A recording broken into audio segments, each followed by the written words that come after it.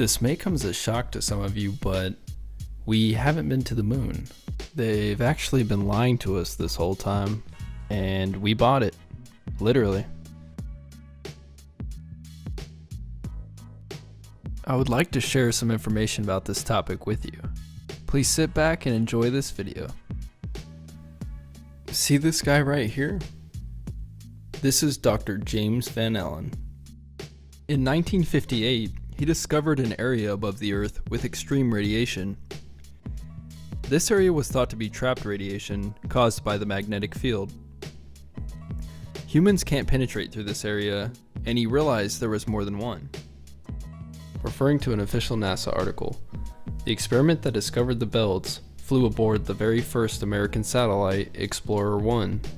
Explorer 1 launched into Earth's orbit on a Jupiter C missile from Cape Canaveral, Florida on January 31st, 1958, and it carried a micrometeorite detector and a cosmic ray experiment, a Geiger counter attached to a miniature tape recorder, designed by Dr. Van Allen and his graduate students. From an official NASA article titled, "NASA's Van Allen Probes Discover a Surprise Circling Earth," it states, two giant swaths of radiation known as the Van Allen belts surrounding Earth were discovered in 1958. In 2012, observations from the Van Allen probes showed that a third belt can sometimes appear. That's kind of amazing. 3 radiation blankets? Seems kind of impossible to go through, right? I mean, who knows how many others are out there? We've only seen 3, or they've only told us about 3. Is there any more? In another article titled, "NASA's Van Allen Probes Spot an Impenetrable Barrier in Space," this says, a cloud of cold, charged gas interacts with the particles in Earth's radiation belts to create an impenetrable barrier that blocks the fastest electrons from moving in closer to our planet. Now the question is, if it's blocking things from coming in, is it also blocking things from going out? We'll start with the last moon faker, Gene Cernan. So there was no strange phenomenon going through the belts of any kind. Nothing happened. No, there was no great unknowns, no science fiction going to the moon. It was all science fact, although sometimes it seemed like it was science fiction. I saw a CNN report about 3 years ago. The space shuttle went to about 365 miles, and that was the closest they got to the belts since the moon missions went through them.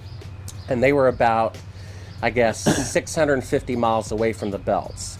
And they reported that it was more dangerous than previously believed, and that when they were 650 miles away, inside a shielding better than you guys used, they could see the radiation with their eyes closed going through their skulls and the retinas of their closed eyes.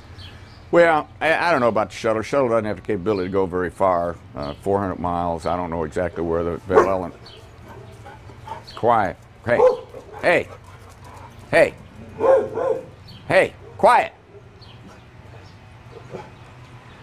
You know, the shuttle doesn't have the capability to fly very far away from Earth, maybe 300-400 miles. I don't know exactly how far out the radiation Van Allen belt is. It didn't seem to bother us very much. Did you see shooting stars? Did you see the shooting stars? Yeah, I'm getting to that. Oh, okay. But a lot of noise going on. So I don't know the results of some of the experiments they've conducted. The point is they can't get that far from here, and they're really in the protective confines of the Earth, outside the atmosphere certainly. Now on the way to the moon, we did conduct lots. We weren't passengers away to the moon. We're passengers. We conducted all kinds of experiments, and one of them was an experiment where we closed our eyes and then we put some light-sensitive pads on our eyes, and we could literally, yes, we could see traces of radiation or traces of something going through our eyes. We conducted this experiment both going to the moon and coming back from the moon several times.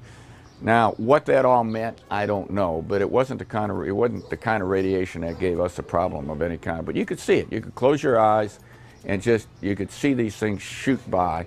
We all saw it. And here's Alan Bean. Any ill effects from the Van Allen radiation belts? No, now I'm not sure we went far enough out to encounter the Van Allen radiation belt. Maybe we did. I don't know the distance to the Van Allen radiation belt, and if we did, it wasn't a problem. If we were going to encounter it, then we would have had to build the spacecraft and the spacesuit to not give humans a problem. Wow.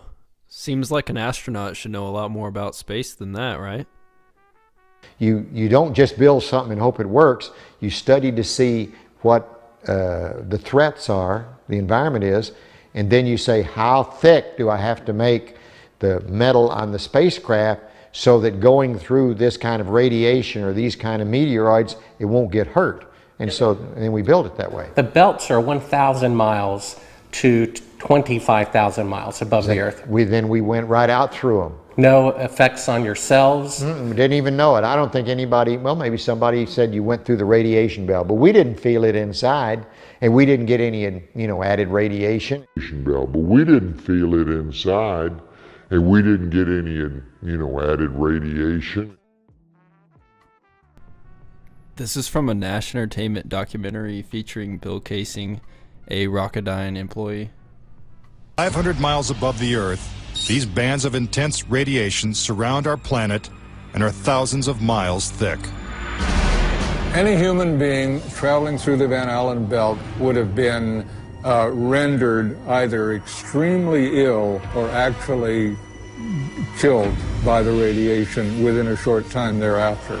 Here's the last part about the Van Allen belts for now, because I could go on all day about these. My name is Kelly Smith, and I work on navigation and guidance for Orion.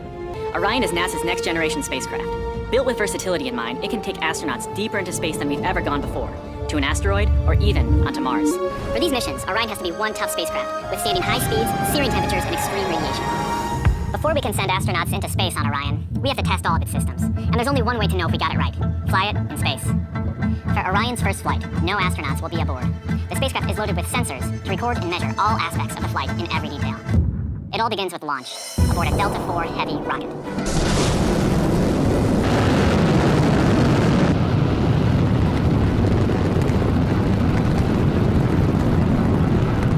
Orion will jettison its launch abort system. The abort system is a safety feature designed to pull Orion and its crew out of danger if there were a problem with the rocket during ascent. Orion's journey is just beginning. As the spacecraft and the upper stage begin their first lap around Earth, Mission Control in Houston is monitoring the progress of the flight. Orion's over 100 miles up and going about 17,000 miles per hour. Just as it passes over the Indian Ocean, we lose communication. This is expected. The communications link we have through satellites to Orion is momentarily lost, but Orion continues to receive and process data. Its computers can handle 480 million instructions per second. Imagine you are traveling with Orion as the flight test continues. One orbit completed. Time to go. The upper stage of the rocket fires again. Like the setup for a roller coaster ride, this is the big climb we've been waiting for. We are headed 3,600 miles above Earth. 15 times higher from the planet than the International Space Station. As we get further away from Earth, we'll pass through the Van Allen belts, an area of dangerous radiation. Radiation like this could harm the guidance systems, onboard computers, or other electronics on Orion. Naturally, we have to pass through this danger zone twice, once up and once back. But Orion has protection. Shielding will be put to the test as the vehicle cuts through the waves of radiation. Sensors aboard will record radiation levels for scientists to study. We must solve these challenges before we send people through this region of space. So it's pretty clear at this point that we can't get past this. So let's talk about some of the technology at the time. If the official Apollo 1 story is true, the entire crew burned to death inside the capsule. This is in '67, 2 years before we're on the moon. Because Apollo 2 and 3 weren't much of anything, I'm gonna go ahead and skip them. Now, Apollo 4 was meant to prove that the Saturn V rockets could work, and also prove that they fixed the problems from the first mission. Basically getting your mind ready. Here's a quick animation because you know that's all they ever give us. The Apollo 4 mission, unmanned. First flight for Apollo Saturn V. Was launched into Earth orbit November 9, 1967. The Saturn V and its spacecraft stand as high as a 36-story building, and at liftoff weigh more than a U.S. Navy destroyer. Again, I just want to remind you it's an animation because we can't do this.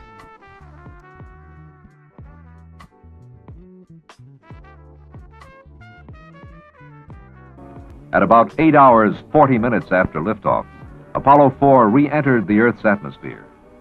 Temperatures on the heat shield, which was less than 3 inches thick, soon reached 5,000 degrees Fahrenheit. This was 1,000 degrees hotter than the launch pad flame bucket when Apollo 4 lifted off. Yet the temperature inside the command module never exceeded 70 degrees.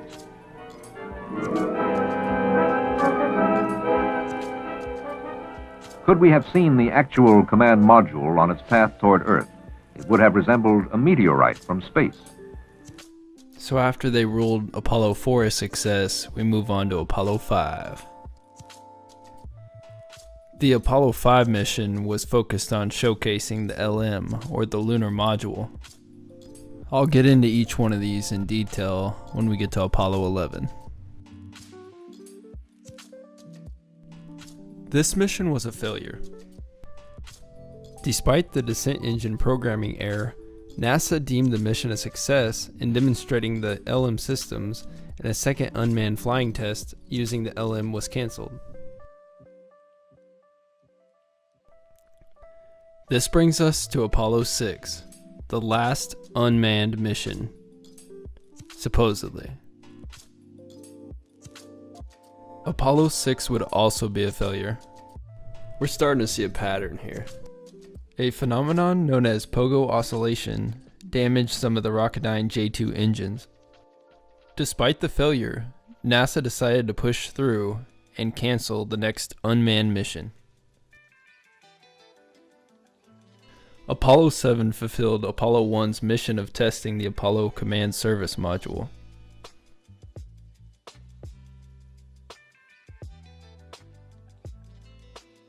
On October 22nd, 259 hours and 39 minutes after liftoff, the service propulsion system performs retrofire, and the faithful service module separates from the command module bearing the crew.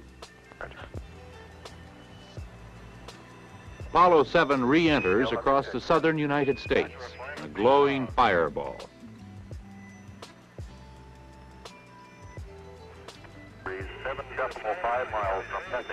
Its parachutes carry it to the primary recovery area in the ocean east of Florida.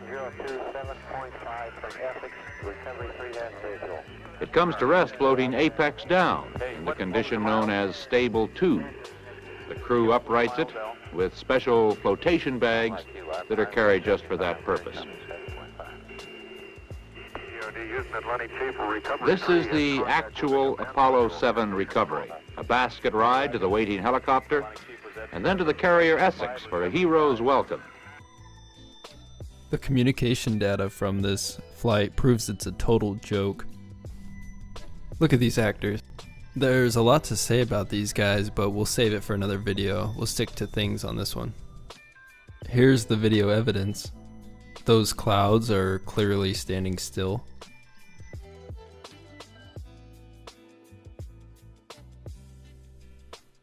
This photo is clearly of something up close to it. You can tell by the lighting. They're trying to pawn it off as something down below.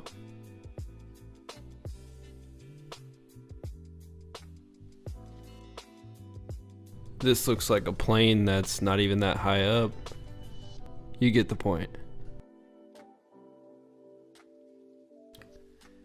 This would set Apollo 8 up to be the first manned mission to the moon.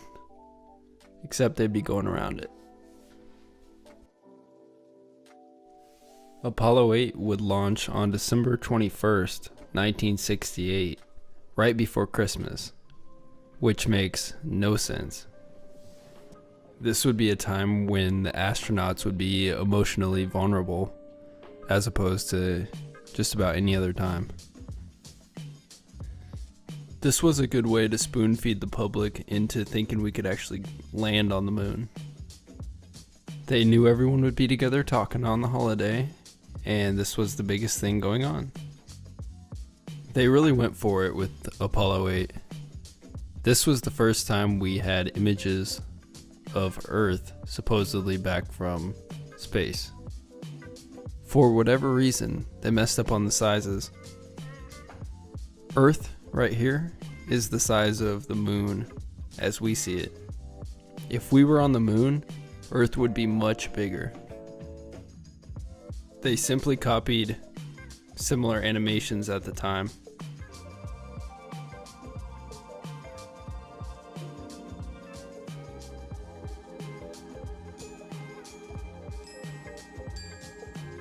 NASA claims the crew rocketed into orbit on December 21st, and after circling the moon 10 times on Christmas Eve, it was time to come home.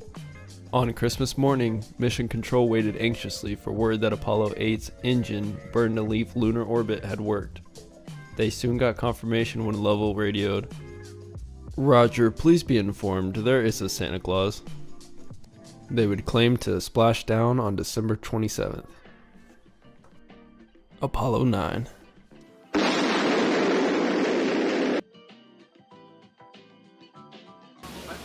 This is a CBS News special report. The flight of Apollo 9. This afternoon, the separation and docking of the Apollo 9 spacecraft. Brought to you by, reporting from the CBS News Apollo headquarters, Kennedy Space Center, correspondent Walter Cronkite.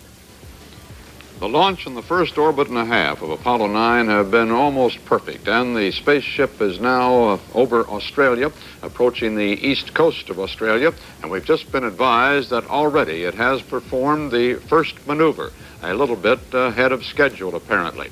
It has already separated from the third stage of the rocket and has turned around and is facing back toward the third stage and the garage where the lunar module is parked, waiting docking, which is the next important maneuver, another 10 minutes away.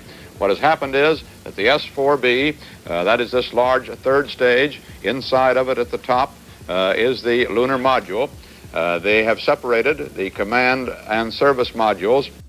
They did that with a little 400 pounds of thrust from 4 of these 100-pound thrusters along the rim of the service module. And they just went away at, about 2/3 of a mile an hour, and they drifted out 50 feet away. At that time, with their heads down about 10 degrees like this and yawed over some 15 degrees, now they have come up in a slow maneuver that took them about 45 seconds until their heads are now up and they are facing back toward the third stage. Impossible. This is absolutely impossible. You couldn't do this the first time, the second time, or the third time. A new ship, a new environment, never.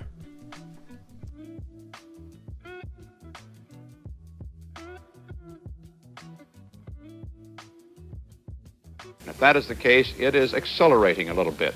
If that's the case, David Scott, the command module pilot who is flying this ship, will actually back up so that he keeps that relative position of 50 feet. Then when he gets ready to dock, he may let the S-4B, if it is indeed accelerating, catch up with him. Or he may continue to back just enough so that their closing rate is 1/4 of a mile an hour, and you can hardly walk that slowly, until they finally get in here like this. And with a probe on the end of the command ship, he will fit that probe into a funnel-shaped drogue, it's called, on the nose of the lunar module.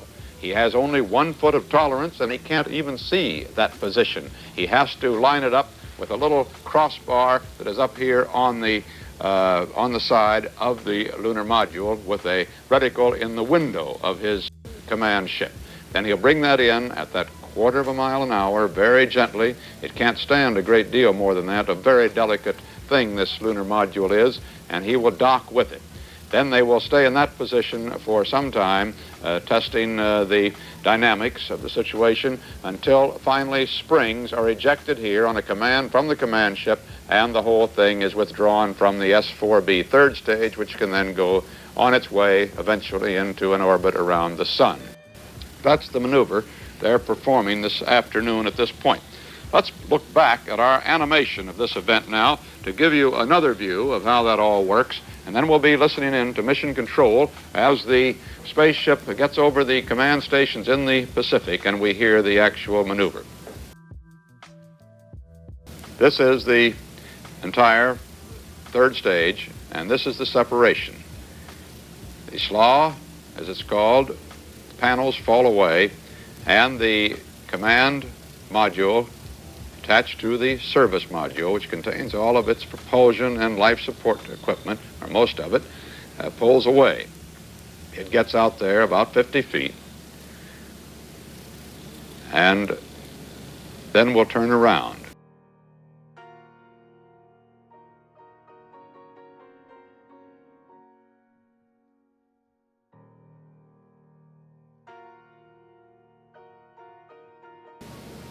That's a comparatively slow maneuver, the turnaround. It takes them 45 seconds to go through the entire 180 degrees.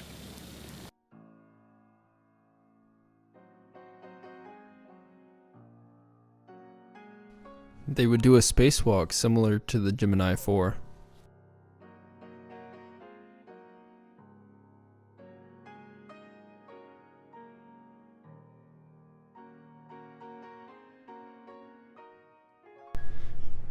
The official story would go on to state, all prime mission objectives were met, all major spacecraft systems were successfully demonstrated. This would give rise to the last step before Apollo 11, Apollo 10. Apollo 10 was the fourth manned mission in the United States Apollo space program, and the second after Apollo 8 to orbit the moon. Launched on May 18, 1969, the same year as Apollo 11. It was the F mission, a dress rehearsal for the first moon landing, testing all the components and procedures.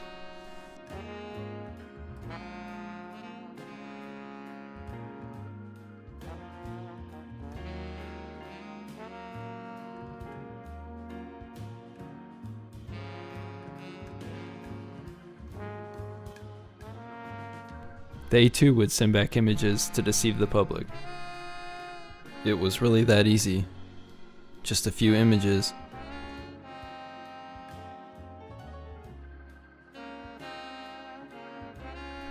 Remember what we said about the size of Earth from the moon? It should be way bigger than that.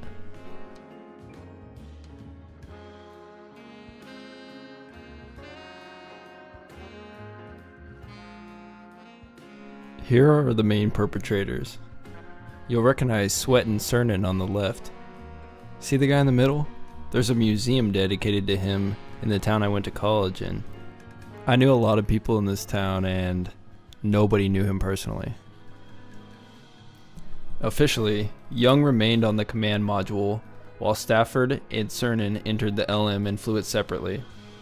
The LM crew performed the descent orbit insertion maneuver by firing the descent engine and tested their craft's landing radar as it approached 5,000 foot altitude where power descent would begin on Apollo 11. They surveyed the landing site in the Sea of Tranquility, then separated the descent stage and fired the ascent engine to return to Charlie Brown, otherwise known as the command module. The descent engine was left in orbit but eventually crashed onto the lunar surface because of the moon's non-uniform gravitational field. Its location was not tracked. Now this is kind of a side note, but it's important. You see how they use the name Charlie Brown and Snoopy? That's because it was the biggest show at the time for cartoons. They really wanted to market this thing towards kids, and openly admit doing so in other missions.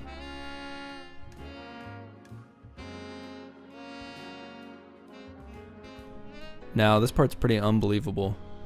It's pretty crazy that they would even say this happened.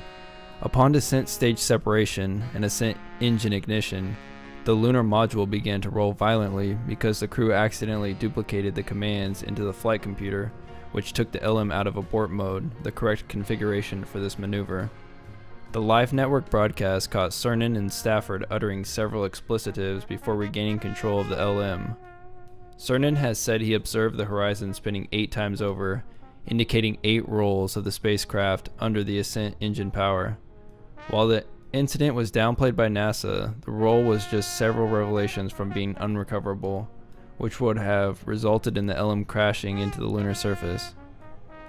Now, if this thing would have spun at all, it would have been totally out of control and destroyed. When we made 2 passes over the lunar surface on Apollo 10 with the lunar module, separated from a command module several, I don't know, tens or hundreds of miles away, on a second pass, we then simulated what would have to be done on the surface, where you separate the 2 stages, fire the ascent engine, and we're on our way to a rendezvous. And we did that with the abort guidance system, rather than a primary guidance system, just to check out everything. We also checked out the landing radar on that mission and found out that it had been programmed improperly, and had that happened on Apollo 11, they would not have landed. So we found out some interesting things on Apollo 10. The landing rehearsal was nearly complete. All that remained was to separate from the descent stage of the LEM and fly back to the command module. Stafford began resetting the controls, unaware that Cernan had done exactly the same thing. And I had all the switches set, and Tom instinctively, as we will do, will reach over there and change the position of the guidance switch, because he knew it had to be changed to AGS. Well, I had already changed it to AGS. You're telling me they wouldn't just assign one person to that job? And so when it fired, it was on a primary guidance system, and the primary guidance system didn't know where to tell it to go, so we did separate and spun out of control,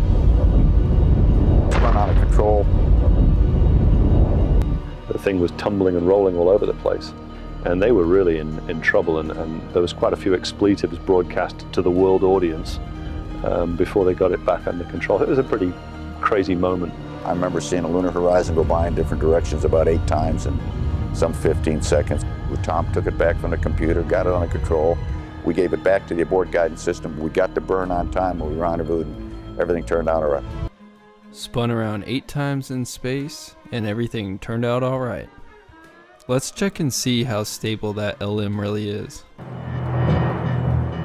For some years, astronauts had been training on a simulator known as the Flying Bedstead.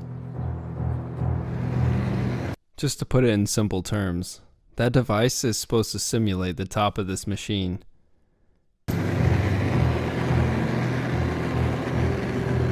It's basically a jet engine in the middle, little rocket engines all around it on the outside, just like the lunar module, and astronauts sat in a little capsule in the front, and they would take off vertically and hover and try to simulate landing on the moon.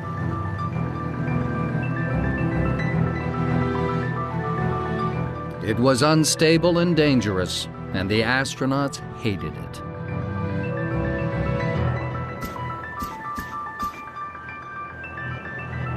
Neil Armstrong had to eject out of it right before it crashed.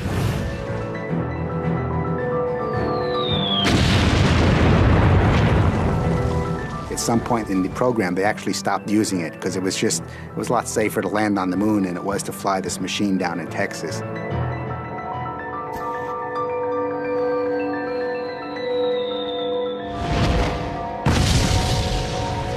It was just too unstable. It was later determined that the lander had come within 2 seconds of crashing into the lunar surface before Stafford and Cernan regained control. Despite the few unnerving seconds, Apollo 10 had cleared a pathway almost down to the lunar surface. Snoopy's mission was over. The next LEM to fly was reserved for Buzz Aldrin and Neil Armstrong. It would be called the Eagle. Alright guys, that brings us to Apollo 11. This will be the end of part 1 because Apollo 11 needs its own video. Thanks for watching, and visit mattfrommankind.com.